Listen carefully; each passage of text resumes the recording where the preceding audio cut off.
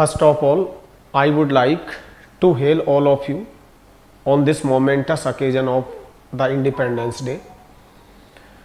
और आज के सेशन में हम एक सिनोनिम्स की सीरीज शुरू करने जा रहे हैं।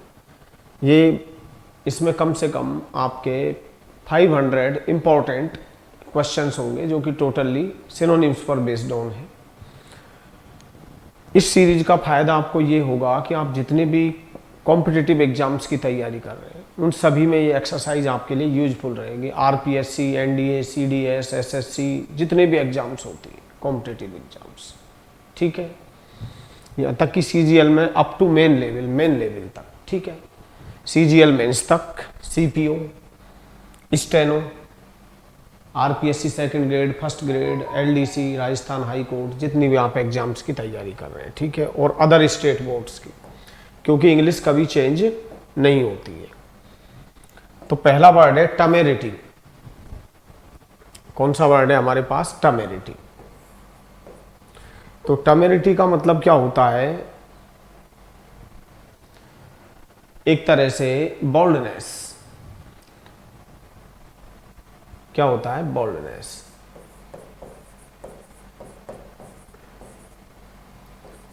ऑडेसिटी।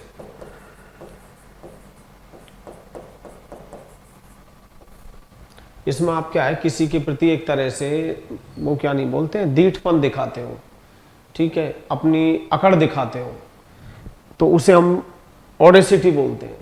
एक तरह से किसी को डिसओबे करते हो, आप कहते हो क्या कर लोगे, नहीं करता।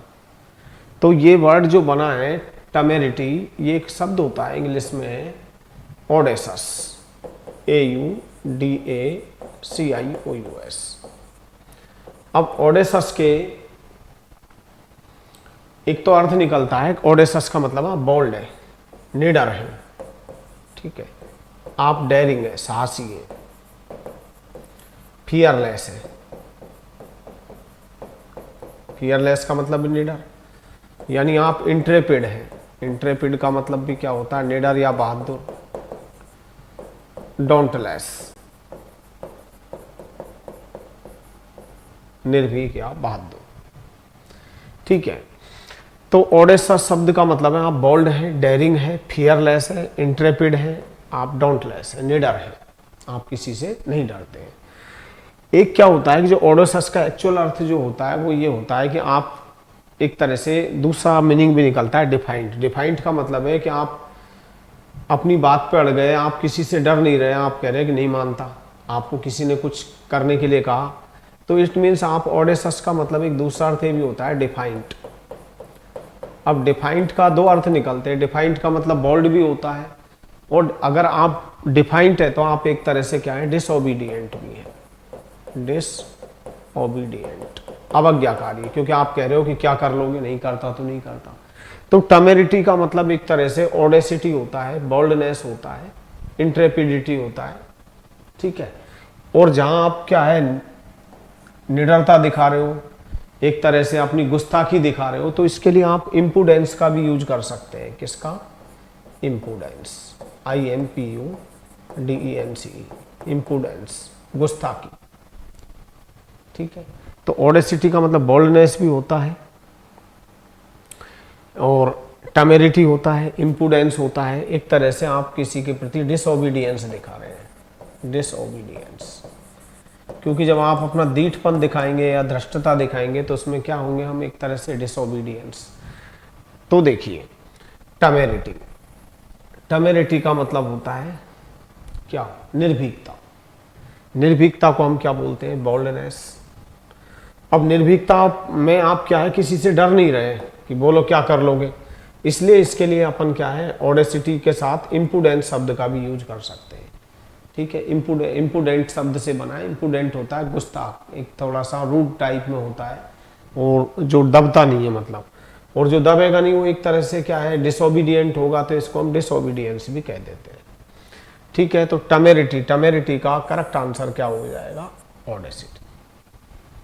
अभी मैं इनको इतनी बार घुमाऊंगा कि आपके सारे वर्ड्स याद, धीरे धीरे सभी वर्ड्स हैबिट में आने लग जाएंगे। तो टमेरिटी, टमेरिटी का मतलब क्या होता है? बोल्डनेस, ऑडेसिटी, इम्पुडेंस, वैसे इम्पुडेंस का मतलब होता है दीठपन या गुस्ताखी, इम्पुडेंट वर्ड से बना है। डिसओबीडियंस, तो ये हम सिनोनिम्स के रूप में यूज कर सकते हैं। और एक्चुअल में ऑडेसस का मतलब क्या होता है? निर्भीक। निर्भीक को हम क्या बोलेंगे? Bold, daring, fearless, dauntless, intrepid. और जो व्यक्ति निर्भीक होता है, निडर होता है, तो आप भी जानते हो कि वो एक तरह से डरेगा नहीं। आपसे किसी ने कुछ करने के लिए बोला और आप क्या है? ऑडेसस है, तो आप कहोगे नहीं मैं नहीं करता। किसी ने आपसे इस्तीफा देने के लिए कहा, रिजाइन करने के लिए, आपने कहा नहीं देता इस्तीफा, तो इसमें आप क्या है? एक तरह से डिफाइंड है या डिसओबीडिएंट है। तो ये भी हम वर्ड यूज कर सकते हैं। किसके लिए? ऑडेसस के लिए। बाकी का आगे बात करेंगे। नेक्स्ट वन पे आ जाते हैं, वाइली।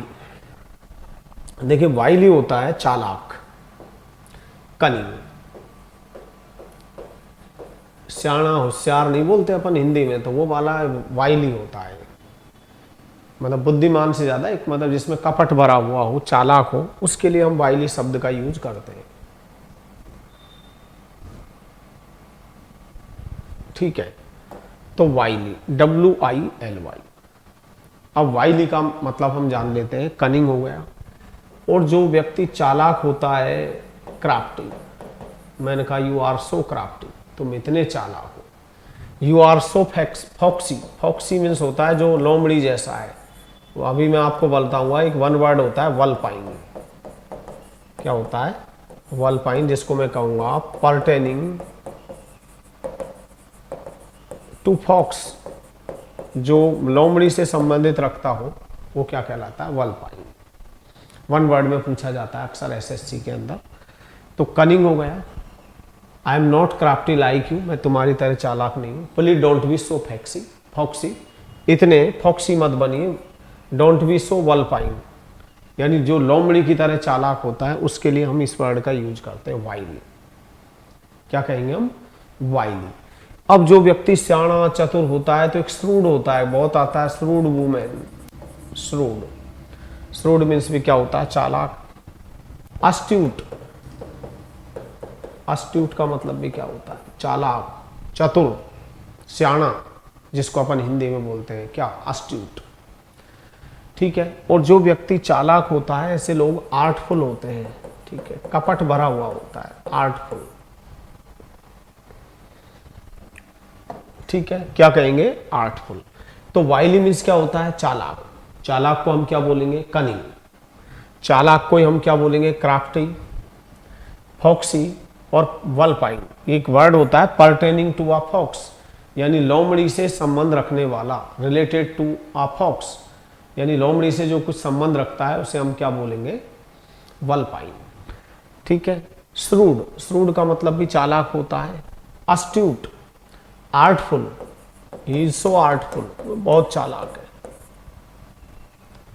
ठीक है, और जो व्यक्ति चालाक होता है, बड़े सातिर तरीके से कोई काम करता है, सलाई भी बोलते हैं, SLY। क्राफ्टी हो गया, आस्ट्यूट हो गया, क्लेवर हो गया। और मैंने लिटरेचर में पढ़ा है, जॉन मिल्टन की पोयम है, जिसमें वो कहता है ऑन हिज 23rd बर्थडे, कि कवि के 23 वर्ष पूरे हो गए। The poet has completed the 23 years of his life, but till then he didn't compose any poetry, and that's why the poet is totally scared that God will chide him after returning for not composing any poetry till the age of 23। तो क्या होता है कि एक poem होती है John Milton की, उसमें जॉन मिल्टन ने अपने जीवन के 23 वर्ष पूरे कर लिए। The poet has completed the 23 years of his life. तो वो मानते हैं कि 23 वर्ष तक उन्होंने कोई कविता नहीं लिखी है, तो गॉड उन्हें धमकाएंगे, God will chide him after returning. जब वो वापस जाएंगे इस पृथ्वी से, तो ईश्वर कहेगा कि मैंने तुम्हें एक क्रिएटिव टैलेंट दी थी कविता लिखने की, और आपने 23 वर्ष तक उसका यूज नहीं किया। तो उसमें जॉन मिल्टन ये कहता है कि time subtle thief of youth, time subtle thief of youth, वहां पर टाइम का पर्सोनिफिकेशन किया गया, मानविकर्ण की, समय जवानी का चालाक चोर। यानी समय एक ऐसा सियाना चोर होता है जो समय पता भी नहीं लगने देता कि उसने एक मनुष्य की जवानी को या हमारे समय को कब चुरा लिया। तो इसको महीन बोलते हैं। सटल का मतलब जो कैसा चोर है, बिल्कुल चालाक। तो ये ओल्ड वर्ड है, मतलब सटल। SUBTLE। तो मैं लिटरेचर में पढ़ाता हूँ, फर्स्ट ग्रेड में भी ये पोएम आपके ऑन हिज 23rd बर्थडे। तो उसमें आता है time subtle thief of youth, कि समय जो कि जवानी का चालाक चोर है, मतलब उसने उसके जीवन के, तो टाइम को ही चोर के रूप में डिपिक्टेड किया गया है, तो पर्सोनिफिकेशन है। ठीक है, खैर आपके ये चीज़ें काम नहीं होती जो लिटरेचर से रिलेटेड है उनके लिए है, लेकिन मैं बता देता हूँ कि वाइली का मतलब होता है चालाक, चतुर, श्याण। ठीक है, and if you look up this word in an apt dictionary you will find out so many synonyms based on the given word like cunning, crafty, foxy, vulpine, shrewd, astute, artful, sly, subtle। ये subtle old word है, मतलब old fashion, प्राचीन समय में ज़्यादा use होता था। ये सभी वर्ड्स किसके लिए, आप यूज करते हुए पढ़ा करो इंग्लिश में। I am not wily like you, मैं तुम्हारी तरह चालाक नहीं हूँ। ठीक है, प्लीज बी नाइव, इसका एंटोनिम्स नाइव हो गया कि आप क्या बने, भोले भाले बने, निष्कपट बने। ठीक है, और जो व्यक्ति चालाक कपटी होते हैं उनमें डिसीटफुल होते हैं, कपट भरा हुआ होता है, बाहर से अच्छा दिखावा करते हैं। गाइलफुल, गाइल मीन्स जहर होता है, गाइलफुल, कपटी, बहुत सारे वर्ड होते हैं। तो हमने देखा वाइली, वाइली मीन्स क्या होता है, चालाक। तो चालाक के लिए क्या हो जाएगा, कनिंग। तो वो याद करने का तरीका ये है कि अभी जैसे आज मैंने वाइली दिया है, अगले वर्ड में मैं क्राफ्टी दूंगा, तो क्राफ्टी पढ़ेंगे तब भी हमें सारे वर्ड यूज करने। फिर मैं नेक्स्ट वर्ड पे आपको श्रूड मिल जाएगा, जब हम श्रूड पढ़ेंगे तब भी हमें सारे वर्ड्स यूज करने। ठीक है, फिर मैं आर्टफुल दूंगा तब भी हमें सारे वर्ड्स वापस से यूज करने। तो मैं गारंटी दे रहा हूँ कि आपको ये सारे वर्ड्स याद हो जाएंगे। लैंग्वेज में यूज करते हुए पढ़ा करो। ठीक है, I don't like your wily behaviour, मैं तुम्हारे इस कपटपूर्ण व्यवहार को पसंद नहीं करता हूँ। Don't be so crafty like other ones, दूसरों की तरह आप इतने सियाने या चालाक मत बनिए। ठीक है, और ऐसे व्यक्ति जो चालाक होते हैं वो फॉक्सी होते हैं, वल्पाइन होते हैं, लोमड़ी की तरह होते हैं। ठीक है, नेक्स्ट वन पर डिस्कस करते हैं। हाँ, एक स्लाई, स्लाई मीन्स क्या होता है, एक फ्रेज और होता है ऑन द स्लाई। एसएससी में अक्सर पूछा जाता है on the sly. On the sly का मतलब होता है गुप्त रूप से, फर्टिवली, सातिर तरीके से, नजरें चुरा करके। जैसे आपने कोई चीज चुरा ली, पता भी नहीं लगने दिया, फर्टिवली बोलते हैं उसको। क्या, फर्टिवली या सीक्रेटली। इससे एक बहुत अच्छा फ्रेज और बनता है ऑन द स्लाई। ईडियम है, काफी इंपॉर्टेंट ईडियम है, और आपको ये लर्न बाय हार्ट कंठस्थ करना है। फर्टिवली, सीक्रेटली, सरप्टिटियसली, SURREPTITIOUSLY। ठीक है, इसको हम क्या बोलेंगे, सरप्टिशसली, सरप्टिशसली, गुप्त रूप से। वैसे सिलाई का मतलब चालाक होता है। On the sly, on the sly का मतलब स्टिल्दली, चुराते हुए, गुप्त रूप से, स्टिल्दली। आपने नजरें चुरा करके, जैसे कोई जेब काट लेता है, तो वो सब कैसे किया जाता है, ऑन द स्लाई। ठीक है, आपने कहा कि don't intrude on my privacy, on the sly, मेरे निजी जीवन में, मतलब आप एक सातिर तरीके से खलल मत डालिए। जो भी है यूज करते हुए भी हम पढ़ लेंगे। नेक्स्ट वन पे आ जाते हैं, रपेसस। देखिए, जो व्यक्ति रपेसस होता है, लालची होता है, लोभी होता है। ठीक है, अब रपेसस का मतलब होता है लालची। तो जो व्यक्ति लालची होता है उसको हम बोलते हैं रेवनस, RAVENOUS, रेवनस।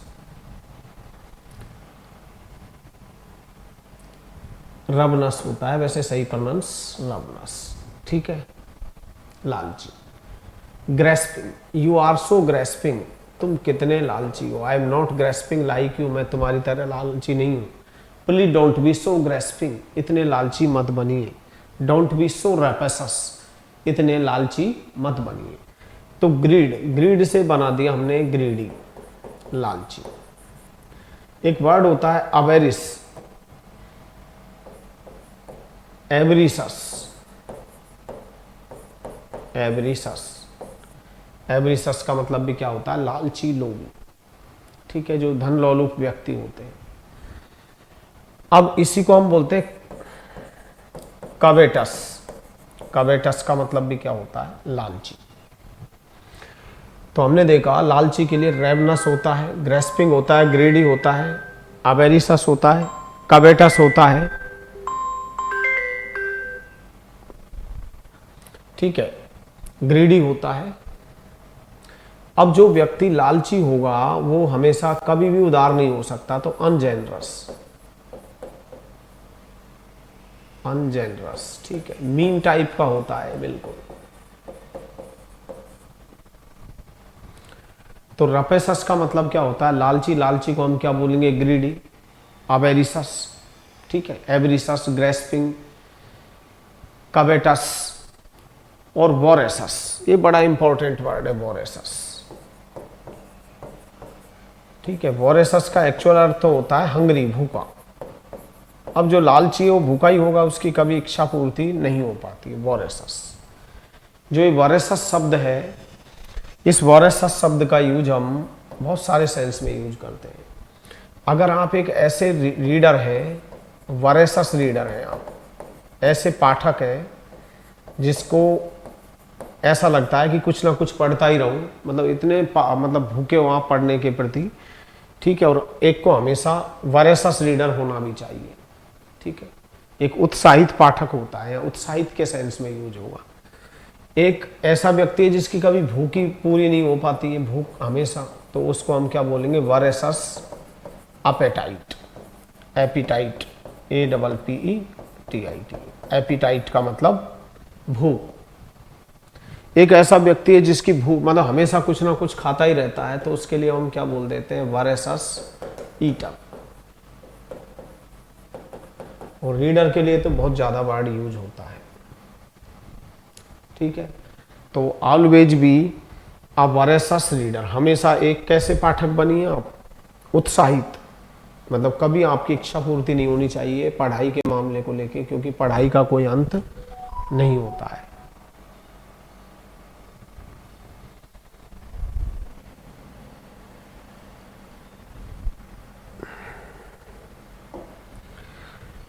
ठीक है, तो यहां पर हमने देखा रपेसस शब्द आया है, इसका मतलब क्या होता है? लालची। तो लालची को हम क्या बोलेंगे? ग्रीडी। और लालची के लिए हम क्या क्या वर्ड यूज कर सकते हैं? देखिए इंपॉर्टेंट वर्ड मैंने आपको बता ही दिया। एक तो ravenous, grasping, greedy, avaricious, covetous, voracious, hungry, mean, ungenerous, क्योंकि जो कंजूस व्यक्ति होता है वो कभी उदार नहीं होता है, लालची व्यक्ति, तो अनजेनरस भी हम बोल सकते हैं, ठीक है। अब ग्रेस्पिंग के दो अर्थ निकलते हैं एक्चुअल में। एक तो ग्रेस्प मीन्स होता है समझना,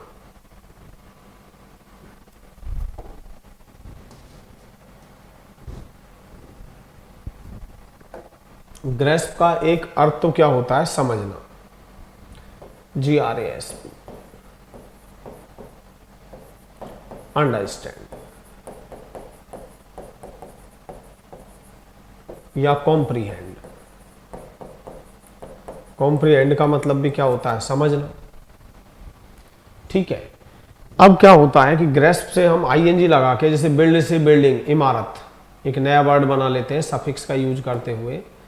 ऐसे हम क्या है, एक नया वर्ड बना लेते हैं, न्यू वर्ड फ्रेम कर लेते हैं, ग्रेस्पिंग,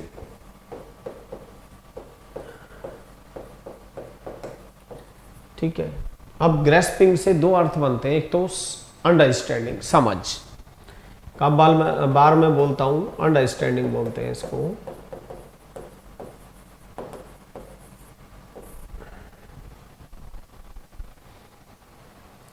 ठीक है। क्या बोलेंगे? अंडरस्टैंडिंग, कि वाट एवर यू से is always beyond my grasping, जो कुछ तुम बोलते हो हमेशा मेरी समझ के परे होते हैं, ठीक है।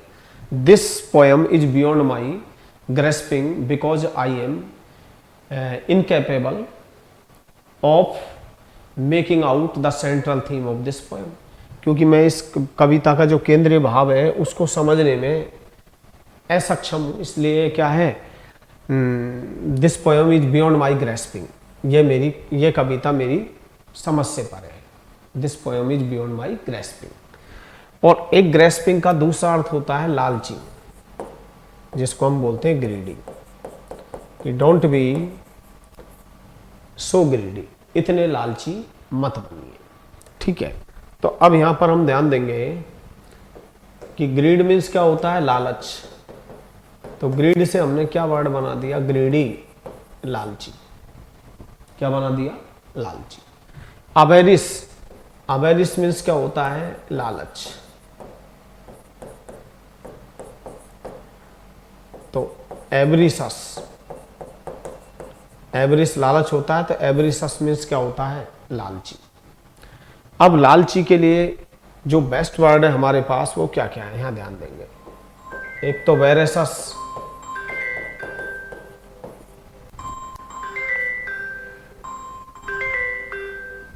ठीक है, वेरेसस हो गया।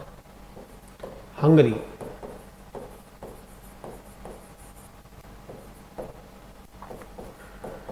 एवरिसस, लालची। और जो लालची होगा उसको हम बोलते हैं रेबना, रेबनस। और इसको हम बोलते हैं कवेटस। और जो लालची होगा उसी को हम क्या बोलते हैं, ग्रेस्पिंग। ठीक है, तो हमने देखा रपेसस का मतलब लालची होता है, तो करेक्ट आंसर क्या हो जाएगा, ग्रीडी, GREED। तो ऑलवेज बी आ वरेसस, तो ये रीडर के सेंस में आता है। तो वरेसस शब्द का यूज, एक अपिटाइट, भूख के सेंस में, एक जो ईटर होता है, खाने वाला, उसके लिए भी इस वर्ड का यूज होता है। ठीक है, अब हम नेक्स्ट वन पर डिस्कस करते हैं। एब्जूअर, एब्जूअर का मतलब होता है त्यागना। क्या होता है, त्यागना। अब हम क्या क्या वर्ड यूज कर सकते हैं एब्जूअर के लिए, यहां ध्यान देंगे आप। त्यागना, छोड़ना, रिनाउंस, RENOUNCE, रिनाउंस मीन्स क्या होता है, त्यागना या छोड़ना। ठीक है, अब अगर हम किसी चीज को त्यागेंगे या छोड़ेंगे तो उसे क्या बोलेंगे, फॉरसेक, फॉरगो, रिलिंक्विश, एब्डिकेट। देखो इनका यूज अलग होता है, जैसे किसी ने किसी के पक्ष में मतलब आपने सिंहासन या पावर को त्याग दिया, तो इसके लिए एब्डिकेट वर्ड का यूज होता है। तो देखिए त्यागने के लिए हम रिनाउंस शब्द का यूज करते हैं, फॉरसेक, फॉरगो, रिलिंक्विश, एब्डिकेट। अब आप किसी चीज को त्यागोगे तो आपने उसको क्या कर दिया, डिसकंटिन्यू, डिसकंटिन्यू, त्यागना, छोड़ना। ठीक है, एब्जूअर बोलते हैं इसको। अब जब आपने किसी चीज को त्याग दिया, छोड़ दिया, तो एक तरह से आपने उसको रिजेक्ट कर दिया, तो रिजेक्ट भी कह सकते हैं हम। अब रिजेक्ट के लिए बहुत सारे वर्ड होते हैं, सेट असाइड होता है, ठीक है, टर्न डाउन होता है, स्पर्न होता है, SPURN। इनका मतलब होता है ठुकराना या अस्वीकार कर देना। एक रिपुडिएट होता है, रिपुडिएट। ठीक है, अभी तो याद कर लो, फिर मैं सेंटेंस के थ्रू भी इनका यूज करवा दूंगा। रिपुडिएट यानी आपने रिपुडिएट का मतलब एक तरह से रिफ्यूज, इनकार कर दिया, टू एक्सेप्ट, कोई चीज को स्वीकार करने से। तो देखिए एब्जूअर का मतलब होता है त्यागना, त्यागने को हम रिनाउंस बोलते हैं, फॉरसेक बोलते हैं, फॉरगो, रिलिंक्विश, एब्डिकेट सॉरी।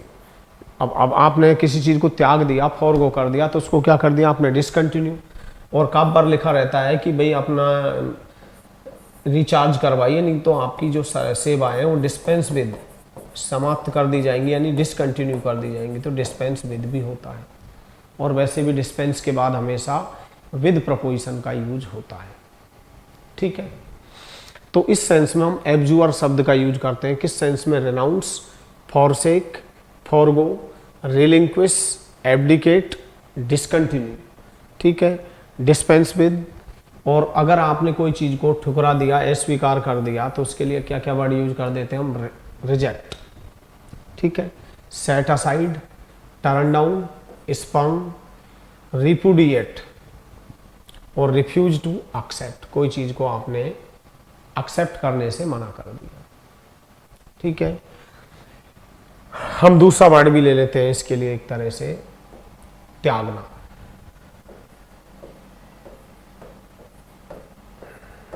एक वर्ड होता है गेन से। देखो मैं वही वर्ड्स बता रहा हूँ जो एग्जाम में आते हैं, एक्चुअल में हमने वर्ड्स पढ़ नहीं रखे, इसलिए हमें ऐसा लगता है, क्योंकि नहीं तो हमने वोकेबलरी कभी 6th क्लास में पढ़ी, न 7th में पढ़ी। गेन से का मतलब होता है किसी चीज को कंट्रेडिक्ट करना, खंडन करना, डिनाई करना, DENY, रूल आउट, खारिज करना, कंट्रेडिक्ट करना, उसको हम बोलते हैं गेन से। क्या बोलेंगे? गेन से। अब आप किसी चीज को खारिज कर रहे हो तो उसको आपने क्या कर दिया? एक तरह से डिस्क्लेम कर दिया, डिसऑन कर दिया, बेदखल करना, खारिज करना, डिसऑन करना, ठीक है। डिसअबाउ, डिसअबाउ। तो एब्जूअर का हम इस सेंस में भी यूज कर सकते हैं कि अगर हम किसी चीज को एक तरह से क्या कर रहे हैं? नकार रहे हैं, खारिज कर रहे हैं। तो खारिज करने के सेंस में गेन से वर्ड होता है, कंट्रेडिक्ट होता है, डिनाई होता है, बड़ी इंपॉर्टेंट फ्रेजल वर्ब होती है रूल आउट। मैंने कहा पढ़ करके यूज किया करो। He has ruled out this statement, उसने इस आशय का, वक्तव्य का खंडन किया that he is going to join politics, की वह राजनीति में शामिल होने जा रहा है। डिस्क्लेम करना, डिसऑन करना, डिसअबाउ करना, इस सेंस में भी हम इसका यूज करते हैं, ठीक है। यानी डिनाई एनी रेस्पॉन्सिबिलिटी। मैंने कहा कि when he was arrested his family disavowed him या डिसऑन्ड हिम या डिस्क्लेम्ड हिम, कि जब उसको गिरफ्तार किया गया तो उसके परिवार ने उसे अपनाने से इनकार कर दिया, ठीक है, डिसअबाउड कर दिया, डिसऑन्ड कर दिया। तो उस सेंस में भी हम इसका यूज जनरली कर लेते हैं। तो एब्जूअर का मतलब होता है त्यागना, तो इसको क्या बोलेंगे हम? रेनाउंस, ठीक है। और त्यागने के लिए अंग्रेजी में क्या क्या वर्ड होते हैं एक बार फिर देख लेंगे आप। फॉरसेक, ठीक है, रेलिंक्विश, रिलिंक्विश, ठीक है, स्पर्न, ठुकराना, नहीं त्यागने के सेंस में तो हम फॉरगो, ठीक है, डिसकंटिन्यू,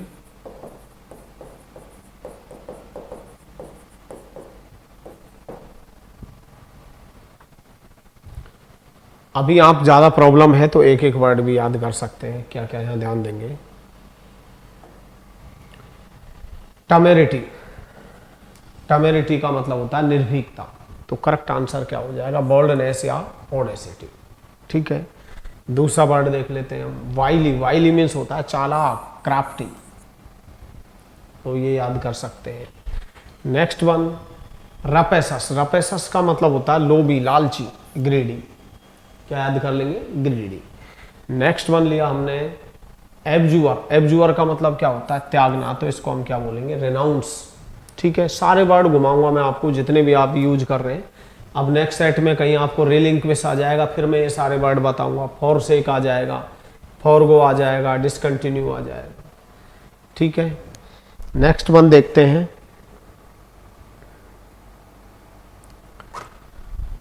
ठीक है, तो एब्जूर का मतलब क्या होता है? एब्जूअर, किसी चीज को एक तरह से आपने क्या कर दिया? त्याग दिया। अब त्यागने के लिए बहुत इंपॉर्टेंट फ्रेजल वर्ब भी होती है। गिव अप मीन्स क्या होता है? त्यागना। तो यहां देख ले पहले हम त्यागने के लिए हम कौन कौन से वर्ड यूज कर सकते हैं त्यागना या छोड़ने के सेंस में, ठीक है। इंपॉर्टेंट फ्रेजल वर्ब होती है give up. Give up means क्या होता है? त्यागना। अबंडन, अबंडन का मतलब भी त्यागना या छोड़ना, ठीक है। फॉरसेक, फॉरसेक का मतलब भी क्या होता है? त्यागना या छोड़ना। इसे हम अंग्रेजी में क्या बोलेंगे? रिलिंक्विश। रिलिंक्विश का मतलब भी क्या होता है? त्यागना या छोड़ना। और त्यागना या छोड़ने को हम क्या बोलते हैं? रेनाउंस। रेनाउंस का मतलब भी क्या होता है? त्यागना या छोड़ना। ठीक है, अब आप किसी चीज को त्यागोगे तो उसको क्या कर देंगे? बीच में ही कर दिया आपने, कंटिन्यू चल रही थी, अब आपने उसको डिसकंटिन्यू कर दिया। इसी को हम क्या बोलते हैं? डिस्पेंस। और डिस्पेंस के बाद हमेशा विद आता है। ये तो इस वर्ड के सबसे नियरेस्ट वर्ड है, सबसे नियरेस्ट वर्ड। त्यागना, छोड़ना, गिव अप करना। ठीक है, अब आप किसी चीज को त्यागोगे या छोड़ोगे तो उस सेंस में मेन तो देखो ये है नियरेस्ट, सबसे नियरेस्ट वर्ड। बाकी का हम एब्सटेन भी लिख देते हैं, परहेज करना। एब्सटेन के बाद फ्रॉम आता है, ये दूर के वर्ड है, एक्चुअल में नियरेस्ट वर्ड नहीं है। और रिफ्रेन फ्रॉम का मतलब भी क्या होता है? परहेज करना।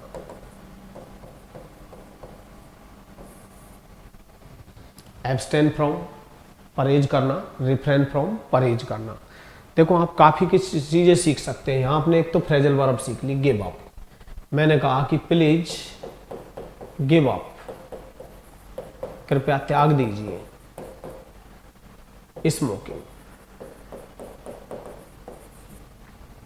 ठीक है, कृपया धूम्रपान को त्याग दीजिए, because it has adverse effects, क्योंकि इसके विपरीत प्रभाव होते हैं। इफेक्ट्स ऑन हेल्थ, क्योंकि इसके स्वास्थ्य पर बुरे प्रभाव होते हैं, विपरीत प्रभाव होते हैं। तो मैंने सेंटेंस में यूज करके पढ़ा दिया कि प्लीज गिव अप स्मोकिंग, कृपया धूम्रपान को त्याग दीजिए। त्यागना क्यों है? Because it has adverse effects on health, क्योंकि इसके स्वास्थ्य पर विपरीत प्रभाव होते हैं। किसके? स्मोकिंग के। तो हमने यूज कर लिया। ठीक है, मैंने कहा कि रिफ्रेन फ्रॉम,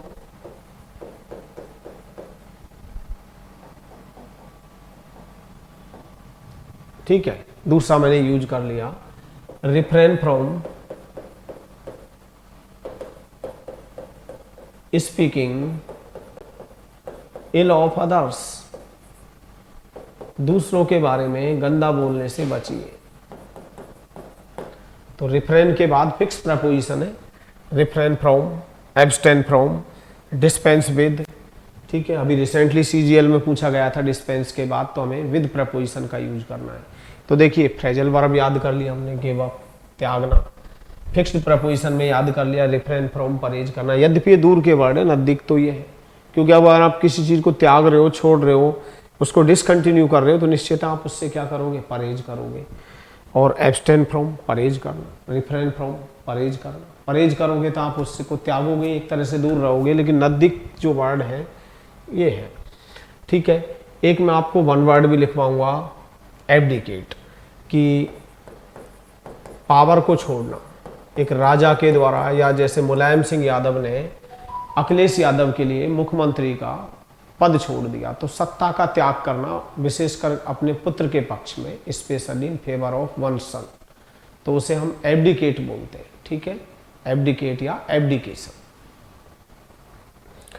तो सीजीएल में वन वर्ड में पूछ लेता है, टू रेनाउंस पावर, टू रेनाउंस पावर यानी सत्ता त्यागना, सिंहासन त्यागना, तो इसको अंग्रेजी में क्या बोलते हैं? Abdicate, abdicate. तो त्यागना है, छोड़ने के लिए हम क्या क्या वर्ड यूज करेंगे? Give up, abandon, forsake, relinquish, renounce. अब आप किसी चीज को त्याग रहे हो या छोड़ रहे हो तो आपने डिसकंटिन्यू कर दिया, डिस्पेंस विद, एब्सटेन फ्रॉम, परहेज करना, रिफ्रेन फ्रॉम, परहेज करना, दूर रहना, बचना।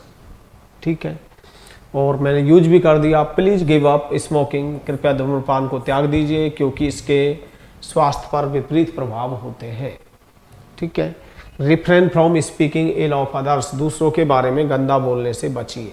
तो देखिए एक तो हमने फ्रेजल वर्ब में फायदा उठा लिया, गिव अप। वोकेब का मतलब है कंप्लीट वोकेबलरी पढ़ना, गिव अप मीन्स त्यागना। एक हमने प्रपोजिशन सीख लिया, डिस्पेंस विद, कौन सा वर्ड? डिस्पेंस विद, सेवाएं समाप्त कर देना, डिस्पेंस विद। यानी से बाय मतलब वो एक तरह से आपने किसी चीज़ को डिसकंटिन्यू कर दिया, तो डिस्पेंस विधि हो गया है। एक हमने एब्सटेन शब्द सीख लिया कि एब्सटेन आएगा तो फिक्स प्रपोजिशन है, परहेज करना, दूर रहना, बचना, रिफ्रेन फ्रॉम, बचना। ये दूर के वर्ड है, क्योंकि आप किसी चीज़ को अगर त्यागोगे, गिव अप करेंगे, रिनाउंस करोगे, एब्जूअर करोगे, तो उससे क्या करेंगे आप, परहेज करेंगे। तो नियरेस्ट में नहीं है, दूर के वर्ड में एब्सटेन फ्रॉम, रिफ्रेन फ्रॉम, परहेज करना, ठीक है। हाँ, इनके जो नजदीकतम वर्ड है एब्सटेन रिफ्रेन के, अपन वो कह सकते हैं अवॉइड, बचना, इवेड, इवेड मीन्स भी क्या होता है, बचना, डॉज, DODGE, डॉज मीन्स भी क्या होता है, DODGE, डॉज मीन्स भी बचना होता है। सन, प्लीज सन, बचिए, सन मीन्स भी क्या होता है, बचना होता है। इश्यू, ESCHEW, इश्यू मीन्स भी क्या होता है, बचना। अब आप यूज करके पढ़ेंगे इंग्लिश में तो आपको बहुत ज़्यादा बेनिफिट मिलेगा इन चीज़ों को लेकर के, ठीक है। जैसे मैंने कहा कि ही अपील्ड,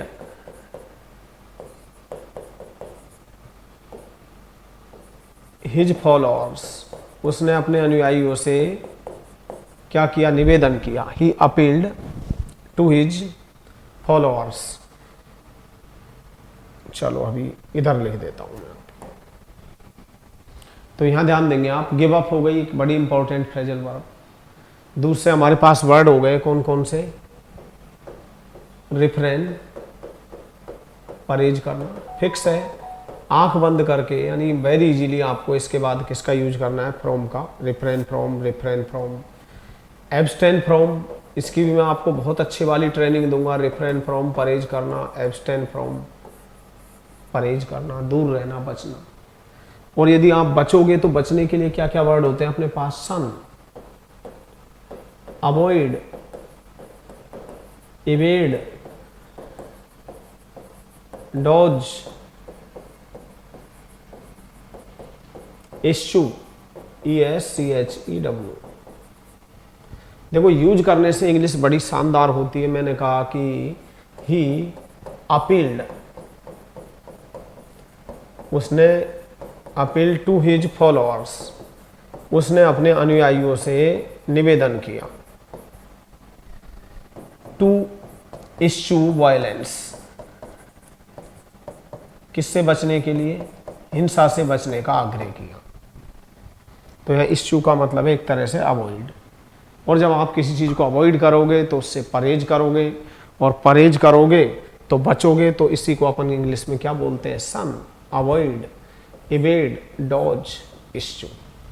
और अगर आप किसी चीज़ से बचोगे, परहेज करोगे, तो उसको रिफ्रेन फ्रॉम बोलेंगे, एब्सटेन फ्रॉम बोलेंगे। फिक्स्ड प्रपोजिशन है, आंख बंद करके, डिस्पेंस आ रहा है, विद का यूज करना है, रिफ्रेन आ रहा है, फ्रॉम का यूज करना है, एब्सटेन आ रहा है, फ्रॉम का यूज करना है। अगर हम किसी व्यक्ति से अपील करते हैं तो उसके बाद भी टू प्रपोजिशन आता है। तो उसने अपने अनुयायियों से निवेदन किया, क्या निवेदन किया, हिंसा से बचने का निवेदन किया, इश्यू करने का, ठीक है।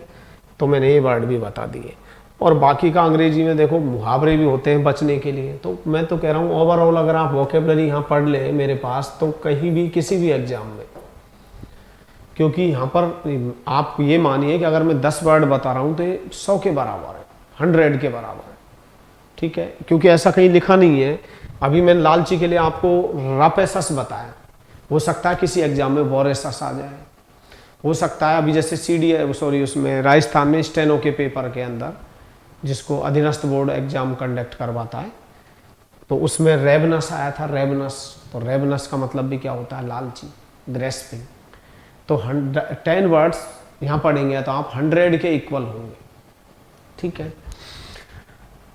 अब अंग्रेजी में टू फाइट साई ऑफ, एक मुहावरा होता है, टू फाइट साई ऑफ, बचना, बचाव करना, एक इडियम तो ये होता है। और आप किसी चीज से बचने की कोशिश कर रहे हैं तो अपन ये भी कहते हैं give a wide berth to, give a wide berth to, ये भी हम इडियम यूज करते हैं, give a wide berth to. तीसरा ईडियम हम यूज करते हैं स्टीयर क्लियर ऑफ। इसका भी यूज करते हैं हम किसके लिए, बचने के लिए। और स्टीयर क्लियर ऑफ के लिए ही हम क्या यूज करते हैं, keep someone at an arm's length. किसी से बचना या किसी से सुरक्षित दूरी बनाए रखना, ठीक है, किसी के खिलाफ। तो इस सेंस में हम 4 मुहावरों का भी यूज करते हैं जो एसएससी और अदर एग्जाम में अक्सर पूछे जाते हैं। Fight shy of, give a wide berth to, steer clear of, और keep someone at an arm's length.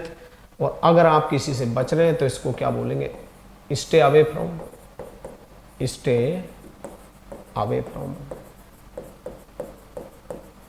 ठीक है। कीप अलूफ फ्रॉम, किसी से दूरी बनाए रखना। अलूफ का मतलब क्या होता है, डिस्टेंस। और कीप अवे फ्रॉम, ये आपके मुहावरे हो गए 4। और अगर आप किसी से बचने की कोशिश कर रहे हैं तो उसके लिए मैंने वर्ड बता ही दिए। अवॉइड हो गया, इवेड हो गया, डॉज हो गया, सन हो गया, इश्यू हो गया, ESCHEW, ठीक है। सेंटेंस में यूज करके पढ़ेंगे तो आप वोकेबलरी शानदार कर सकते हैं। तो एब्जूअर का एक्चुअल अर्थ तो क्या होता है, त्यागना होता है, तो हमने क्या कर दिया, रेनाउंस यूज कर दिया, ठीक है। ये बिल्कुल नियरेस्ट वर्ड है। और दूसरे वर्ड में एब्जूअर का मतलब ये भी होता है क्या, आप किसी चीज को रिजेक्ट कर रहे हो। नदिक्तम मैंने बता ही दिया, रिजेक्ट का भी यूज कर सकते हैं।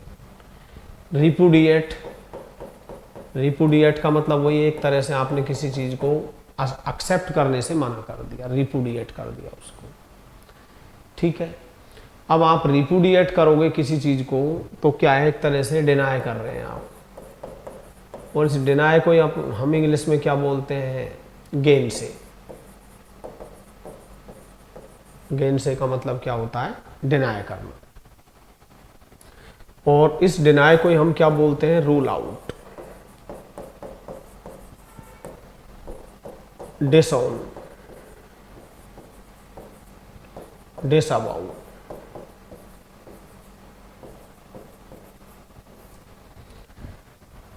ठीक है, जैसे मैंने कहा कि I have ruled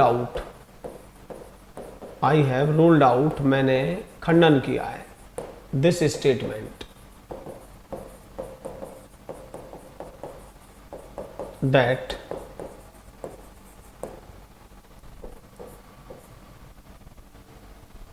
I have nexus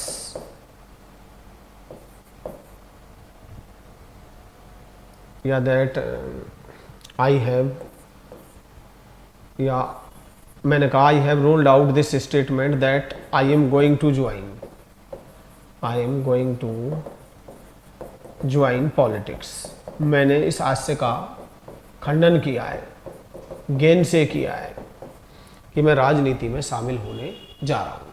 तो हम रूल आउट शब्द का यूज कर सकते हैं, गेन से होता है, डिनाय होता है, ठीक है। तो यहां ध्यान देंगे आप, अगर हम किसी चीज को नकारते हैं तो उसके लिए बेस्ट वर्ड होता है डिनाय। अबनीगेट का मतलब भी क्या होता है, डिनाय करना। और इसी को हम अंग्रेजी में क्या बोलते हैं, कंट्रेडिक्ट, खंडन करना। क्या बोलते हैं, कंट्रेडिक्ट, खंडन करना, डिनाय, अबनीगेट। और इसी को हम क्या बोलते हैं, गेन से।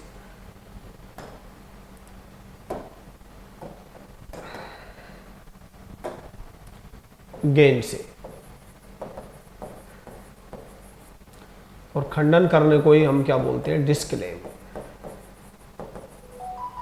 डिसऑन, किसी को अपनाने से मना कर देना, डिसऑन भी बोलते हैं, ठीक है। डिसअवाउ,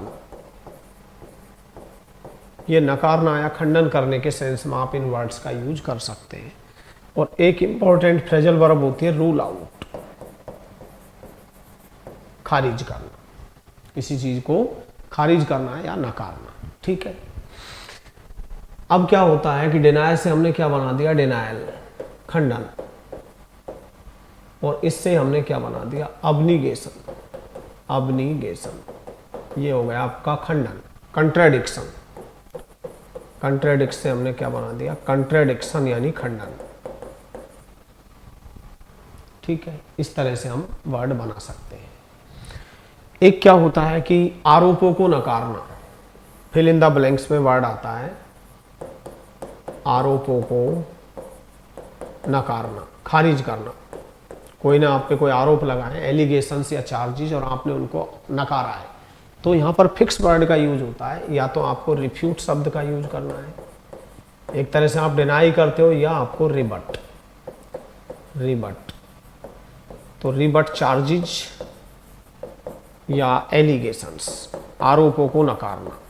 देखो इसे वोकेबलरी पढ़ना कहते हैं। ओवरऑल पढ़िए आप, ये नहीं है कि कंप्लीट वे में अगर हम पढ़ेंगे तो किसी भी कॉम्पिटिटिव एग्जाम में किसी भी लेवल की तैयारी कर रहे हो, ठीक है, हमें कभी कोई प्रॉब्लम नहीं आएगी।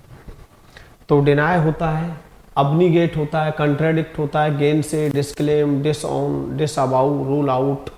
डिनाई से डिनायल बना दिया, अब्निगेट से अब्निगेशन, कंट्राडिक्ट से कंट्राडिक्शन। आरोपों को खारिज करने के लिए रिफ्यूट चार्जेज या एलिगेशंस, रिबट चार्जेज या एलिगेशंस। ठीक है, फिल इन द ब्लैंक्स में भी बहुत बार पूछा गया है कि वह उसके विरुद्ध गंभीर आरोप लगाता है।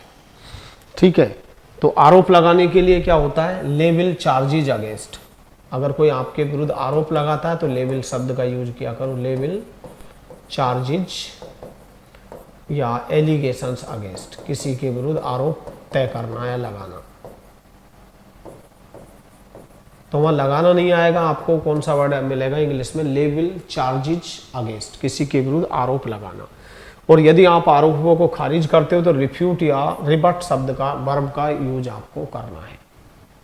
समझ गए होंगे आप, ये वर्ड आप नोट कर लेंगे। ये नकारना या खंडन करने के सेंस में यूज होते हैं। वैसे एब्जूर का मतलब त्यागना होता है किसी चीज को, मेनली वो होता है, वो नहीं मिले तो हम इन वर्ड्स पे भी ध्यान दे सकते हैं। ठीक है, और एक मैंने आपको बता ही दिया, रद्द करने के लिए बड़ी इंपॉर्टेंट फ्रेजल वर्ब होती है टर्न डाउन। उसने मेरी प्रस्ताव को, माई प्रपोजल को क्या कर दिया, टर्न डाउन कर दिया है, यानी रिजेक्ट कर दिया है। और रिजेक्ट तो हम बोलते ही हैं, अस्वीकार करना। रिपुडिएट बोलते हैं, रिपुडिएट का मतलब भी क्या होता है, रिफ्यूज टू एक्सेप्ट, कोई चीज़ को आपने स्वीकार करने से मना कर दिया, इसी को हम सेट असाइड बोलते हैं। और कब बार हम डिक्लाइन शब्द का भी यूज करते हैं, ही offered me T but I declined, उसने मुझे चाय का प्रस्ताव रखा परंतु मैंने उसे डिक्लाइंड मतलब मना कर दिया, इनकार कर दिया। तो इसका भी यूज करते हैं, turn down, reject, रिपुडिएट, set aside, decline. और मैंने पहले बता दिया है कि सेट असाइड क्या दो सेंस में यूज होता है। एक तो सेट असाइड का मतलब होता है पुट बाय, बचाना, कि भविष्य के लिए कुछ धन बचाइए। और एक सेट असाइड का मतलब होता है रिजेक्ट। और रिजेक्ट को अंग्रेजी में क्या बोलते हैं, स्पर्न, SPURN। स्पर्न मीन्स क्या होता है, अस्वीकार करना, रिजेक्ट करना। तो सेट असाइड के दो मीनिंग होते हैं, set aside some money for future because life is full of uncertainties, यानी set aside some money for future, भविष्य के लिए कुछ धन बचाइए, बिकॉज क्योंकि life is full of uncertainties, क्योंकि जीवन अनिश्चितताओं से भरा हुआ है। Next, prolific. प्रोलिफिक मीन्स होता है उपजाऊ। अब प्रोलिफिक मीन्स क्या होता है, उपजाऊ। तो उपजाऊ कोई चीज होगी तो उसे हम क्या बोलेंगे, फ्रूटफुल। ठीक है, लाभदायक होगी, फ्रूटफुल होगी। और जो फ्रूटफुल होगी वो कंड्यूसिव होगी, कंड्यूसिव, लाभदायक। ठीक है, ग्रासफुल होगी, उसमें घास उगेगी। और जो उपयोगी है वो प्रोडक्टिव होगी। ठीक है, और जो उपजाऊ होती है उसको हम क्या बोलते हैं, फीकंड, FECUND। और जो उपजाऊ होगी उसे हम फर्टाइल भी बोलेंगे। क्या बोलेंगे, फर्टाइल। तो फ्रूटफुल, कंड्यूसिव, ग्रासफुल, प्रोडक्टिव, फीकंड, फर्टाइल। और जो चीज़ उपयोगी है, लाभदायक है, उसके लिए हम यूजफुल शब्द का भी यूज कर सकते हैं। ठीक है, जैसे कंड्यूसिव है, उपजाऊ। और जो चीज़ कंड्यूसिव होती है वो क्या होती है, हमारे फेवरेबल होती है, FAVOURABLE, फेवरेबल। ठीक है, और कंड्यूसिव के बाद आपसे प्रपोजिशन भी पूछा जाता है, फिर कंड्यूसिव टू। फेवरेबल के बाद भी हम किसका यूज करेंगे, टू प्रपोजिशन का। उपयोगी, फलदायक। अब जो फलदायक होगी वो क्या होगी, फ्रूटफुल, कंड्यूसिव, ग्रासफुल, प्रोडक्टिव, फीकंड। फीकंड का मतलब उपजाऊ, और जो उपजाऊ वो क्या है, फर्टाइल है, यूजफुल है, ये सब हम। तो प्रोलिफिक का मतलब उपजाऊ होता है, तो करेक्ट आंसर हो जाएगा प्रोडक्टिव। क्या हो जाएगा, प्रोडक्टिव। नेक्स्ट वन पर डिस्कस करते हैं, स्टर्न। देखिए काफी बार लिखा रहता है कि उसके विरुद्ध सख्त कठोर कार्रवाई की जाएगी, अपराधियों को नहीं बख्शा जाएगा। The miscreants will never go unpunished, यानी जो इतने भी अपराधी हैं, मिसक्रिएंट्स हैं, उनको बख्शा नहीं जाएगा और उनके विरुद्ध स्टर्न, कठोर कार्रवाई की जाएगी।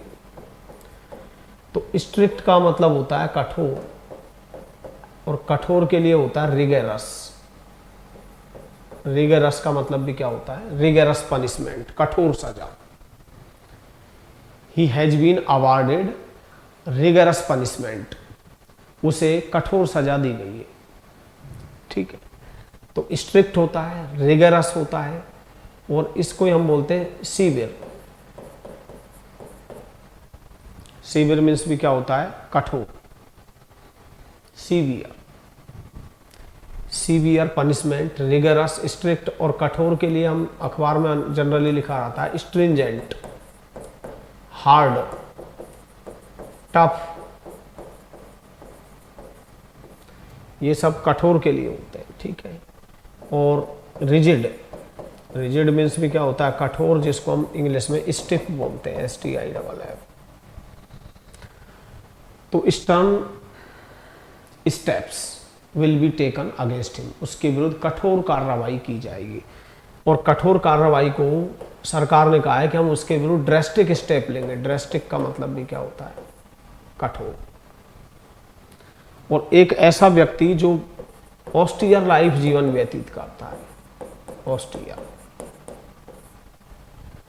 ऑस्टियर का मतलब है कि एक व्यक्ति जो वेरी स्ट्रिक्ट, बहुत ज़्यादा स्ट्रिक्ट भी है, एंड सीरियस, जो बहुत ज़्यादा गंभीर भी है और कठोर है, तो वो क्या कहलाता है, ऑस्टियर।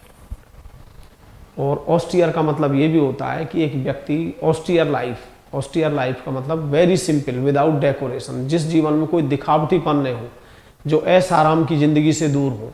एक जो सच्चा संत होता है वो हमेशा ऑस्टियर लाइफ स्पेंड करता है, व्यतीत करता है। ठीक है, वो बड़ी सादगी से रहता है, सिंपलिसिटी से। तो स्ट्रिक्ट होता है कठोर के लिए, रिगरस, ठीक है, सीवियर, सीवियर का मतलब भी क्या होता है, कठोर, SEVERE, severe. Stringent, hard, tough, drastic. कब्बर लिखा रहता है कठोर सजा, तो अंग्रेजी में क्या लिखा आता है, रिगरस पनिशमेंट। इंग्लिश में क्या मिलेगा आपको लिखा हुआ, रिगरस पनिशमेंट। सख्त कार्रवाई, तो सख्त कार्रवाई के लिए या तो लिखा आता है स्टर्न, STERN, स्टर्न एक्शन, या स्ट्रिंजेंट, या लिखा आता है drastic step will be taken against him, will be taken against him, कि उसके विरुद्ध कौन सी कार्रवाई की जाएगी, सख्त, स्टर्न, स्ट्रिंजेंट, या ड्रेस्टिक, कठोर। और वैसे स्टर्न का एक दूसरा अर्थ गंभीर भी होता है, अगर ऑप्शन में ये नहीं मिले तो सीरियस भी कह सकते हैं, सीरियस या ग्रेव। तो स्टर्न मीन्स क्या होता है, कठोर, कठोर के लिए क्या हो जाएगा, स्ट्रिक्ट। ऑस्टियर शब्द का भी यूज हम करते हैं। ठीक है, और कठोर या बहुत ज़्यादा कठिन होता है, उसके लिए अपन बहुत जगह यूज करते हैं severe pain, severe pain,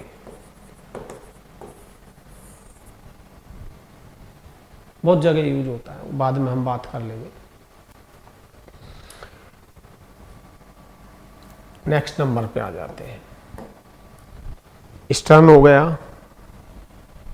parsimony, parsimony means होता है कंजूसी।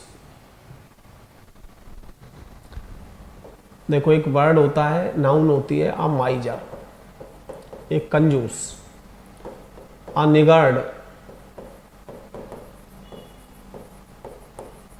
कंजूस, ये तो नाउन होते हैं। ठीक है, अब मैंने इससे बना दिया अ माइजरली पर्सन, ये एडजेक्टिव होता है माइजरली, इसके बाद नाउन आएगी अ माइजरली पर्सन, अ निगर्डली पर्सन, निगर्डली पर्सन, एक कंजूस व्यक्ति। ठीक है, अब जो कंजूस व्यक्ति होता है तो उसको हम पार्सिमोनियस बोलते हैं। मैं कहता हूं you are so parsimonious, you are so parsimonious with me, तुम मेरे साथ बहुत ज्यादा कंजूस हो, parsimonious. Please don't be so stingy with me, कृपया मेरे साथ इतने कंजूस मत बनिए। At least I am one of your bosom friends, आखिरकार मैं आपका एक बहुत ही घनिष्ठ मित्र हूँ। And you are so stingy with me, फिर भी आप मेरे साथ बहुत ज्यादा कंजूस हैं। माई father is so parsimonious that I can't tell you, पिताजी इतने कंजूस है कि मैं आपको बता नहीं सकता हूँ। तो यूज करके पढ़िए लैंग्वेज को, मैं भी तो इसी तरह से पढ़ता हूँ। तो पार्सिमोनियस कंजूस होता है, स्टिंजी कंजूस होता है, और एक बहुत मोस्ट इंपॉर्टेंट ईडियम होता है, चाहे तो क्लोज आ जाए, चाहे हार्ड आ जाए, चाहे टफ आ जाए, और इसमें फिस्टेड शब्द जुड़ जाए तो ये हो जाता है फिस्टेड पर्सन, यानी कंजूस व्यक्ति। चाहे क्लोज फिस्टेड हो या हार्ड फिस्टेड हो या टफ फिस्टेड पर्सन, इन सब का मतलब क्या होता है? कंजूस व्यक्ति। और जो व्यक्ति कंजूस होता है उसको हम पिंच पेनी भी बोलते हैं। क्या? Are you pinch penny? SSC में काफी बार पूछा भी गया, पिंच पेनी, कंजूस। ठीक है, तो ये तो कंजूस हो गया, माइजरली, निगर्डली पर्सन, पार्सिमोनियस, स्टिंजी, ये एडजेक्टिव है। A close, hard, tough, fisted person, कंजूस व्यक्ति। जो कंजूस व्यक्ति होता है ये नाउन है, पिंच, पिंच पेनी, पेनी मीन सिक्का होता है। ठीक है, जो अनविलिंग टू स्पेंड मनी, जो व्यक्ति अनविलिंग है क्या खर्च करने के लिए, अनविलिंग टू स्पेंड मनी, तो कंजूस व्यक्ति है। और ऐसा व्यक्ति जो कंजूस होता है उसको हम इंग्लिश में क्या बोलते हैं? Thrifty, THRIFT।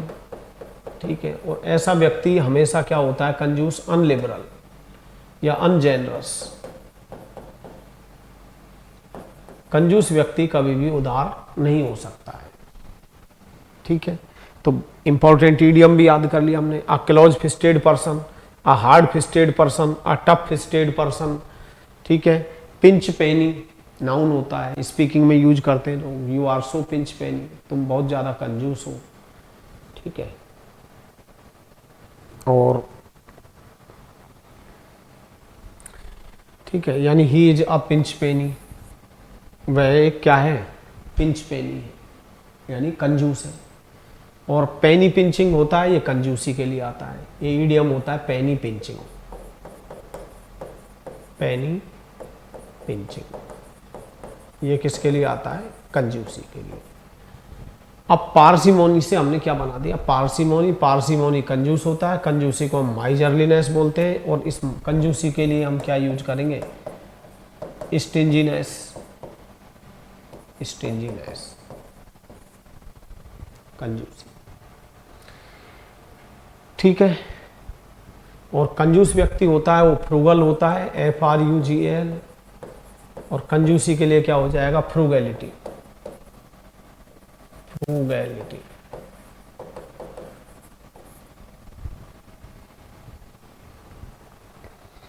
You are so parsimonious, आप कह सकते हो तुम बेहद कंजूस हो। ठीक है, डोंट, आगे देखेंगे। अब एक तो हो गया कंजूस, तो कंजूस को हम क्या बोलेंगे? अब माइजर।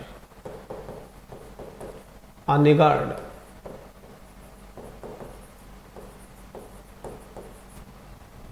ठीक है। और क्या बोलेंगे, a pinch penny, a pinch penny। ये तो नाउन होते हैं। एडजेक्टिव के रूप में यूज करेंगे तो a miserly person, a miserly person, a niggardly person, NIGGA, niggardly person. Niggard means क्या होता है, कंजूस। लेकिन एडजेक्टिव अगर नाउन आएगी तो हम माइजर नहीं कहेंगे, फिर क्या कहेंगे, आ माइजरली पर्सन, आ निगर्डली पर्सन। और जो कंजूस होता है उसको हम स्टिंजी बोलते हैं, ठीक है। और इसे हम पार्सिमोनियस बोलते हैं कि तुम बड़े पार्सिमोनियस हो, बेहद कंजूस हो, पार्सिमोनियस। और जो कंजूस होता है वो इकोनॉमिकल होता है, मितव्ययी होता है, किफ़ायती होता है। इकोनॉमिकल, इकोनॉमिकल का मतलब किफ़ायती, किफ़ायती होगा कंजूस होगा। और कंजूस को हम क्या बोलते हैं, फ्रूगल। क्या बोलेंगे, फ्रूगल। फ्रूगल मीन्स भी क्या होता है, कंजूस। और जो कंजूस होता है उस पर एक बहुत मोस्ट इंपॉर्टेंट ईडियम होता है, अ क्लॉज या हार्ड, या क्लॉज या हार्ड फिस्टेड पर्सन। फिस्टेड जहाँ भी आ जाए वहाँ क्या है, कंजूस के लिए आता है, ठीक है। हार्ड या टफ फिस्टेड पर्सन,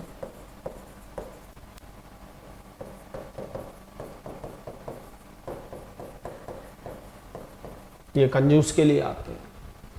और कंजूस व्यक्ति कभी भी क्या है, उदार नहीं हो सकता, तो अनलिबरल होगा,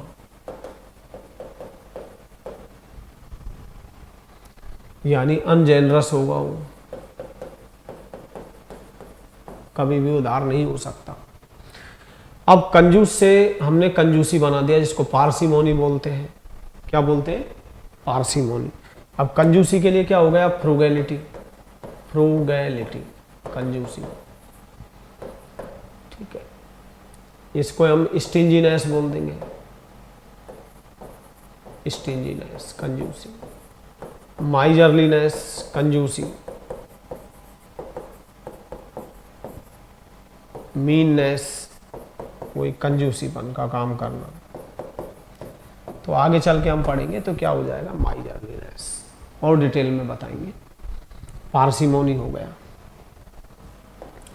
नेक्स्ट आ गए हम नेक्स्ट वर्ड पर, लोग स्पीकिंग में भी यूज करते हैं। देखो सही प्रोनाउंसिएशन तो होता है इसका, गारुलस बोल देते हैं, बाकी का सही प्रोनाउंस की बात करें तो ये होता है गैरेलस, गैरेलस, बातूनी। एक व्यक्ति जो बहुत ज़्यादा बातें करता हो, ठीक है ना। I don't like you because you are so garrulous, मैं आपको पसंद नहीं करता हूँ क्योंकि आप बहुत ज़्यादा बातूनी हो। प्लीज डोंट बी सो गैरेलस, इतने बातूनी मत बनिए। इसी को हम बोलते हैं लैक्वेसस, LOQUACIOUS। लैक्वेसस का मतलब भी क्या होता है, बातूनी। और जो व्यक्ति बातूनी होगा वो चैटी होगा, CHATTY, चैटी भी बोलते हैं। और बातूनी को हम क्या बोलेंगे, आपको पता ही है, voluble. I am not voluble like you, मैं तुम्हारे जैसा बातूनी नहीं हूँ, वॉल्यूबल। और जो बातूनी होता है उसे हम क्या बोलते हैं, वर्बोस, फुल ऑफ वर्ड्स, जिसमें बहुत सारे शब्दों से जो भरा हुआ होता है वो फुल ऑफ वर्ड्स होता है। फुल ऑफ वर्ड्स को हम क्या बोलते हैं, वर्बोस, ठीक है। चैटी होता है चैटर बॉक्स,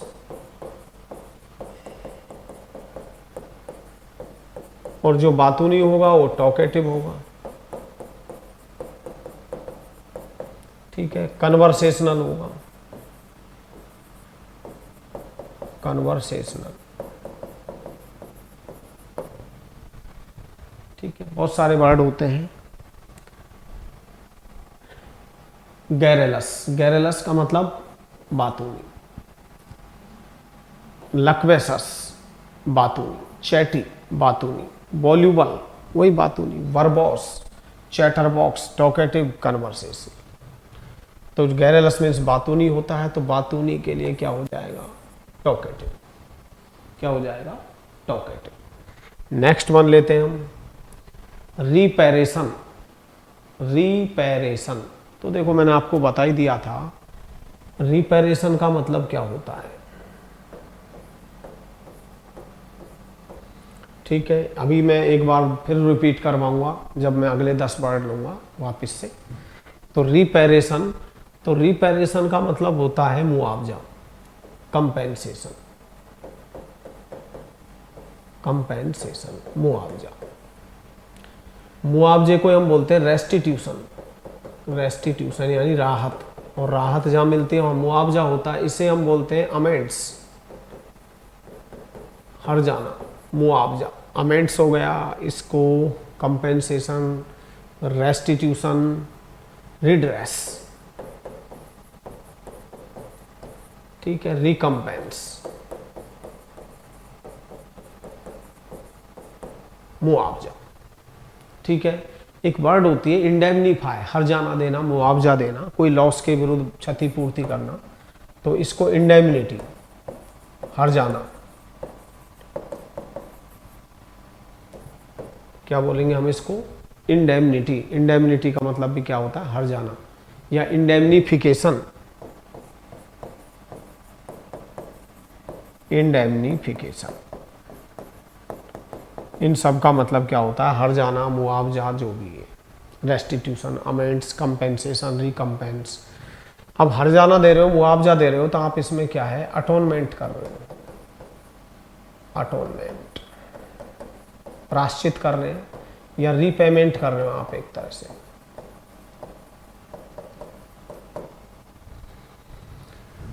तो रिपेरेशन का मतलब क्या होता है? हर्जाना, मुआवजा, क्षतिपूर्ति, और इसको अंग्रेजी में क्षतिपूर्ति, मुआवजा, हर्जाना, सबके लिए क्या वर्ड यूज होते हैं? Compensation, restitution, amends, redress, recompense, atonement, indemnity, indemnification. ठीक है, मैंने आपको फिक्स्ड प्रपोजिशन में पढ़ाया था कि आप बिल्कुल याद कर रख लेंगे इन चीज़ों को अच्छे से, कि भाई कंपेंसेट होता है क्या? कंपेंसेट, क्षतिपूर्ति करना, मुआवजा देना, हर्जाना देना, तो इसमें आपको फॉर प्रपोजिशन का यूज करना है, कंपेंसेट फॉर। एक स्टेनो के पेपर में एसएससी के अंदर अक्सर पूछा गया है मेकअप फॉर, बड़ा इंपॉर्टेंट ईडियम है, मेकअप फॉर, हर्जाना देना, क्षतिपूर्ति करना। ठीक है, अब क्षतिपूर्ति करेंगे तो आप क्या करेंगे कि मेक रेस्टिट्यूशन फॉर, राहत देना, तो मेक रेस्टिट्यूशन फॉर। इसी को हम बोलते हैं मेक अमेंड्स फॉर, क्षतिपूर्ति करना, मुआवजा देना, हर्जाना देना, मेक अमेंड्स फॉर। अब क्षतिपूर्ति देंगे, मुआवजा देंगे, तो इसको हम मेक कंपेंसेशन, कंपेंसेट से क्या बना दी हमने? नाउन, मेक कंपेंसेशन या रिपेरेशन फॉर, किसी चीज की क्षतिपूर्ति करना या मुआवजा देना, क्षतिपूर्ति करना, मुआवजा देना। तो देखो, मेक कंपेंसेशन या मेक रिपेरेशन फॉर होता है compensate for, makeup for, make restitution for, sorry restitution for, हाँ, और मेक अमेंड्स फॉर, क्षतिपूर्ति करना। ये बड़ा मोस्ट इंपॉर्टेंट इडियम है, मेकअप फॉर, हर्जाना देना। अब आप किसी चीज को हर्जाना दोगे, क्षतिपूर्ति करोगे, तो इसको क्या बोलते हैं? अटोन फॉर, अटोन, प्राश्चित करना, प्राश्चित कर रहे हैं तो आप एक तरह से हर्जाना। ठीक है, इसको रिकूप भी बोलते हैं, रिकूप, रिकम्पेंस। तो हमारे पास वर्ड्स की कमी नहीं है, आगे चल के हम डिस्कस करेंगे। तो रिपेरेशन का मतलब क्या होता है? क्षतिपूर्ति, मुआवजा, हर्जाना, और हर्जाना देने को हम क्या बोलते हैं इंग्लिश में? Indemnify, indemnify. ठीक है, next one, fury. Fury means होता है क्रोध, गुस्सा। अब गुस्सा अगर आपको है तो उसको हम एंगर बोलेंगे, एंगर। रात, रात मीन्स भी क्या होता है? गुस्सा। एंगर मीन्स भी क्या होता है? गुस्सा। ठीक है, अब गुस्से को हम क्या बोलेंगे? रिसेंट, गुस्सा। आउटरेज, जैसे अभी मणिपुर का वीडियो आया तो देश में outrage erupted in the entire country, पूरे देश में गुस्सा फूट पड़ा। तो इंग्लिश में क्या लिखा आता है? Outrage erupted in the entire country, पूरे देश में गुस्सा, तो आउटरेज बोलते हैं। आउटरेज का मतलब गुस्सा ही होता है। रिसेंट, रात, एंगर, आयर, आयर मीन्स गुस्सा होता है, ठीक है। अब गुस्सा है तो नाराजगी है आपके अंदर, एनोयंस हो जाएगा, एनोयंस। ऑफेंस, कोई नाराजगी, ठीक है। और अगर आपके अंदर नाराजगी है, एंगर है, फ्यूरी है, तो डिस्प्लेजर है,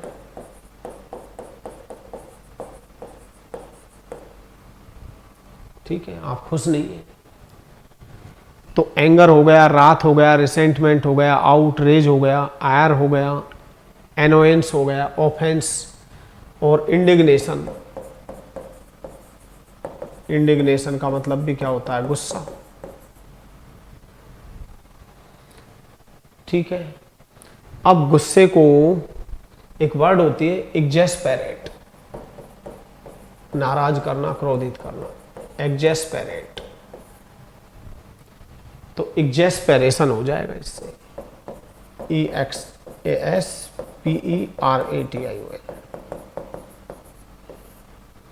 एक्जेस्पेरेशन। एक्जेस्पेरेशन मीन्स क्या होता है? गुस्सा। तो देखो, फ्यूरी के लिए हमने रेज लिख दिया, एंगर लिख दिया, एक्जेस्पेरेशन रात, आउटरेज, इंडिग्नेशन, ऑफेंस, एनोयंस। और जहाँ आपके अंदर गुस्सा है, नाराजगी है, एक्जेस्पेरेशन है, वहाँ पर आपके अंदर इरिटेशन है। क्षुब्ध हो आप, नाराज हो, एक्जेस्पेरेट से हमने क्या बना दिया? एक्जेस्पेरेशन, ठीक है। और गुस्से को हम अम्ब्रिज भी बोलते हैं, UMBRAGE, अम्ब्रिज, गुस्सा, ठीक है। काफी बार मैंने कहा कि रवि थ्रेस्ड गीता, रवि ने गीता की पिटाई कर दी, इन अ फिट ऑफ एंगर, गुस्से के आवेश में आकर के। तो एक फ्रेज भी होता है, इन अ फिट ऑफ एंगर। या मैं ये भी कह सकता हूं कि रवि ने गीता की पिटाई कर दी, थ्रेस्ड कर दिया, किसमें? इन एक्जेस्पेरेशन, गुस्से में पिटाई कर दी, ठीक है। अगर आप गुस्से के या जेलसी के आवेश में आ जाए तो बहुत अच्छा फ्रेज होता है, याद कर लेना, in a fit of anger, गुस्से में मतलब आवेश में आकर के, in a fit of jealousy, in a fit of jealousy, ईर्ष्या में आकर के। तो उसके लिए क्या वर्ड यूज करते हैं हम? In a fit of anger, in a fit of jealousy. तो फ्यूरी से फ्यूरियस, क्रोधित, नाराज शब्द बनता है। तो अब गुस्से को हम क्या बोलते हैं? Frown, FROWN। फ्राउन मीन्स भी क्या होता है? गुस्सा। तो करेक्ट आंसर इसमें तो गलत दे दिया, फ्यूरी और एंगर भी होता है, तो दोनों ही सही है, इसमें मिसप्रिंट है, फ्राउन भी होता है, एंगर भी होता है। अब हम एक बार फिर डिस्कस कर लेते हैं, और जब मैं आपको आगे के 11 से 20 तक करवाऊंगा, एक बार फिर से रिपीट करूंगा इनको।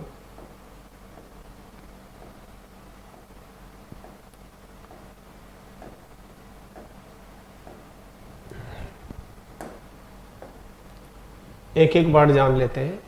टमेरिटी, टमेरिटी होता है क्या? निर्भीकता, जिसको हम बोलते हैं ऑडेसिटी, ठीक है। ऑडेसिटी को हम क्या बोलेंगे? बोल्डनेस, ठीक है। बोल्ड से बोल्डनेस, ऑडेसस से ऑडेसिटी। और जहां आप निर्भीक है, इसमें निर्भीकता के साथ साथ आप एक दीठपन दिखाते हो, यानी किसी से डरते नहीं हो, तो गुस्ताखी टाइप हो जाती है। तो इसको इम्पुडेंस या डिसओबीडियंस भी हम अगर एग्जाम में देखने को मिले, ये नहीं देखने को मिले तो ये भी आंसर हो सकते हैं, ठीक है। क्योंकि ऑडेसस का एक्चुअल अर्थ क्या होता है? ये रहा बोल्ड। बोल्ड होता है डेयरिंग, साहसी, साहसी व्यक्ति जो होता है, साहसी को हम बोल्ड बोलते हैं। डेयरिंग बोलेंगे, फियरलेस बोलेंगे, लीडर बोलेंगे, इंट्रेपिड, इंट्रेपिड का मतलब भी लीडर, डाउटलेस, निर्भीक। और ऑडेसस का हम दूसरे सेंस में भी यूज करते हैं, कि एक ऐसा व्यक्ति जो कि डिफाइंट है, डिफाइंट का मतलब है कि वो डर नहीं रहा, गुस्ताखी दिखा रहा है, इम्प्रूडेंट है यानी बिल्कुल डिसओबीडियंट है, तो उस सेंस में भी हम इस वर्ड का यूज कर सकते हैं। नेक्स्ट नंबर पे वाइली। वाइली का मतलब होता है चालाक, चतुर। चतुर के लिए मैंने आपको बहुत सारे वर्ड बताए थे, ठीक है, एक बार फिर देख लेंगे। तो वाइली मीन्स क्या होता है, कनिंग। कनिंग को हम क्राफ्टी बोलते हैं। और मैंने आपको ये भी बताया था सटल, SUBTLE, सटल होता है चालाक चोर है, समय जवानी का चालाक चोर है। आर्टफुल मीन्स भी क्या होता है, आर्टफुल का मतलब भी चालाक, चतुर। और चतुर को हम क्या बोलेंगे, सलाई, ठीक है। और ऐसे व्यक्ति क्या होते हैं, फॉक्सी होते हैं, वलपाइन होते हैं, लोमड़ी जैसे होते हैं, बाद में डिस्कस करेंगे, ठीक है। तो वाइली कनिंग हो जाएगा। नेक्स्ट वन पे आ जाते हैं, रपेसस। रपेसस क्या होता है, लालची। लालची व्यक्ति के लिए ग्रीडी होता है, ग्रीडी को वरेसस, हंग्री, अवेरिसस, रेवनस, कवेटस, ग्रेस्पिंग, ठीक है ये। और ऐसे व्यक्ति को इनसेसेबल भी बोलते हैं, क्योंकि ऐसे व्यक्ति की, इनसेसेबल का मतलब जिसकी कभी इच्छाओं की पूर्ति नहीं होती है। सेसेबल तो होता है जिसकी, इसको मैं वन वर्ड में पढ़ाऊंगा कि जिसकी इच्छा की पूर्ति नहीं की जा सके, ठीक है। The desire that can not be pacified और क्वेंच्ड, जिस इच्छा को बुझाया नहीं जा सके, पूरा नहीं किया जा सके, उसे क्या बोलते हैं, इनसेसेबल। तो जो व्यक्ति लालची है वो इनसेसेबल तो हो गई, रेवनस होगा, कवेटस, ग्रेस्पिंग नोट कर लेंगे। तो रेपेसस का मतलब लालची, तो ग्रीडी आंसर हो गया। Next one अब्जूअर। अब्जूअर का मतलब क्या होता है, त्यागना, तो मैंने बता ही दिया था आपको। रेनाउंस, रेनाउंस मीन्स क्या होता है, त्यागना, ठीक है। नेक्स्ट वन लेते हैं प्रोलिफिक। प्रोलिफिक मीन्स उपजाऊ होता है, उपजाऊ है तो उसमें कुछ फल पैदा होगा, तो प्रोडक्टिव है, तो प्रोडक्टिव आंसर होगा, ठीक है। स्टर्न मीन्स क्या होता है, कठोर। कठोर के लिए क्या हो जाएगा, स्ट्रिक्ट। नेक्स्ट वन पार्सिमोनी, कंजूसी, फ्रूगैलिटी, माइजरलीनेस, आंसर हो जाएगा। नेक्स्ट वर्ड है, ठीक है, गैरेलस। गैरेलस मीन्स क्या होता है, जो बहुत ज्यादा बात करता हो, टॉकेटिव हो जाएगा। Next one reparation. रिपेरेशन होता है मुआवजा, क्षतिपूर्ति, अटोनमेंट, ठीक है। और फ्यूरी। फ्यूरी मीन्स क्या होता है, फ्राउन, गुस्सा, एंगर, रात, तो ये दोनों ही सही है, ठीक है। बाकी का हम नेक्स्ट सेशन में लेंगे। तो thanks all of you for watching my YouTube channel and please don't forget to subscribe my YouTube channel, and if you are interested in watching my more videos, then you are to keep in touch with me through online mode, ठीक है। तो आज के लिए इतना ही। और बाकी का जिनको अगर ऑनलाइन क्लास लेना है तो इंग्लिश नो प्रॉब्लम से आप हमारी ऐप डाउनलोड कर सकते हैं प्ले स्टोर पर जा कर के। मैं आपको गारंटी देता हूँ कि अगर आपने इंग्लिश पढ़ ली तो आप किसी भी लेवल में, क्योंकि मैं आपको कंप्लीट पूरी वोकेबलरी, पूरी ग्रामर, चाहे जनरल इंग्लिश इस तरह से पढ़ा दूंगा कि कभी दोबारा पढ़ने की ज़रूरत होगी नहीं। भाई बात यह है कि वर्ड्स हमने कभी पीछे से पढ़े नहीं, तो ये आपकी ड्यूटी बनती है कि आप जितने भी इनको रिपीट करके पढ़िए। मैं भी बार बार आपको रिपीट करके पढ़ाऊँगा। जैसे अभी मैं बताता हूँ आपको, रफियन शब्द आ गया, प्रोब आ गया, टैसीटर्न आ गया, अब ये एफ्लुएंट आ गया, तो मैं वापस रिपीट करवाऊंगा। एफ्लुएंट शब्द मैंने पढ़ा दिया आपको, तो एफ्लुएंट के बारे में पूरा बताऊंगा आपको। क्या क्या बताऊंगा कि पहले मैंने बता दिया था कि अमीर होता है, अमीर को हम रिच बोलते हैं, रिच को वेल्दी। आपको ये नहीं है कि एक बार लिख लिया, आप दोबारा फिर लिखोगे, तीसरी बार आएगा तो तीसरी बार भी हमें लिखना है। ऑपुलेंट होता है, इसे हम वेल्दी बोलते हैं, wealthy, well of, sorry, America के वेल ऑफ स्टेट्स। और जो अमीर है वो वेल टू डू होता है, ठीक है। और जो अमीर होता है उसको हम प्रॉस्पर्स बोलते हैं, खुशहाल, समृद्ध। तो ऐसे आपको वर्ड को यूज करना है बार बार। ये नहीं है कि एफ्लुएंट आ गया दोबारा नहीं लिखेंगे, वापस से उतने ही वर्ड यूज करेंगे, ठीक है। यानी जितने से फिर से ओपुलेंट आ गया, तो ओपुलेंट का मतलब अमीर होता है, रिच, ठीक है। इस तरह से हमें वर्ड्स रिपीट करने हैं। तो आज के लिए इतना ही। Thanks all of you for watching my YouTube channel again.